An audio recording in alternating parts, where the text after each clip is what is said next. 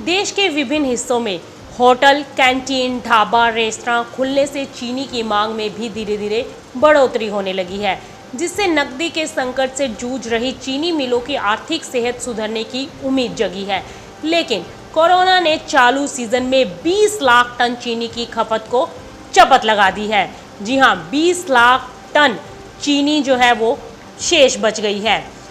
Corona virus के कहर पर लगाम लगाने के मकसद से केंद्र सरकार ने जो 25 मार्च से देश में पूर्णबंदी की घोषणा की, उस समय भी देश की तमाम चीनी मिलें चल रही थी और उत्पादन, सप्लाई के साथ साथ विपणन कार्य पर कोई रोक नहीं थी। लेकिन hotel, restaurant, canteen, mall, cinema hall आदि के बंद होने से आइसक्रीम और सॉफ्ट ड्रिंक की बिक्री में भारी गिरावट आई, जिसका असर चीनी उद्योग पर पड़ा।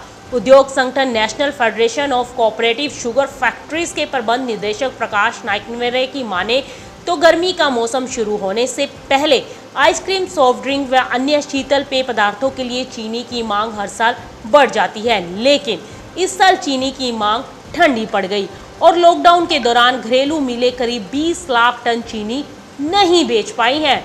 मतलब कोरोना ने चीनी की 20 लाख टन की खपत को चपत लगा दी।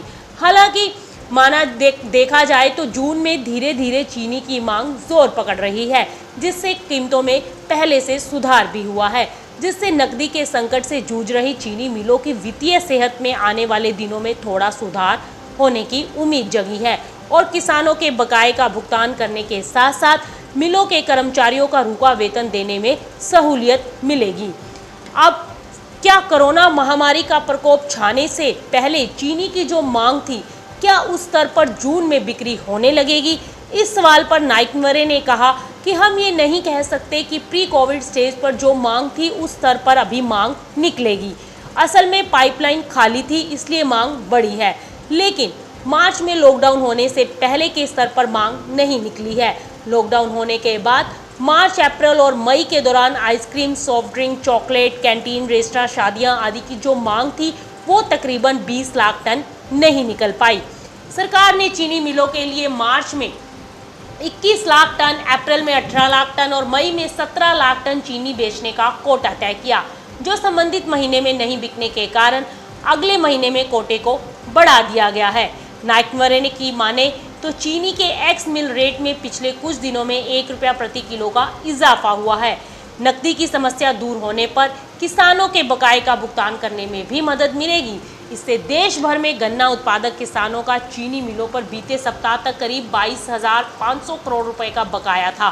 नाइकनवेरे ने बताया कि इसमें सबसे ज्यादा 17,000 करोड़ रुपए का बकाया उत्तर प्रदेश के गन्ना उत्पादकों का था।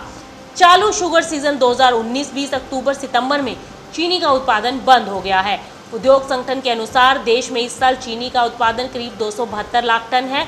बाजार सूत्रों से मिली जानकारी के मुताबिक देश की राजधानी दिल्ली में चीनी का थोक भाग शनिवार को 19 जून को 3560 रुपए से 3620 रुपए प्रति क्विंटल दर्ज किया गया। दिल्ली में चीनी की सप्लाई उत्तर प्रदेश के मिलों से आती है। उत्तर प्रदेश की चीनी मिलों का एक्स मिल रेट 19 जून को 3340 से 3380 रुपए प्रति क्विंटल देखने को मिला। Bureau report, market times TV.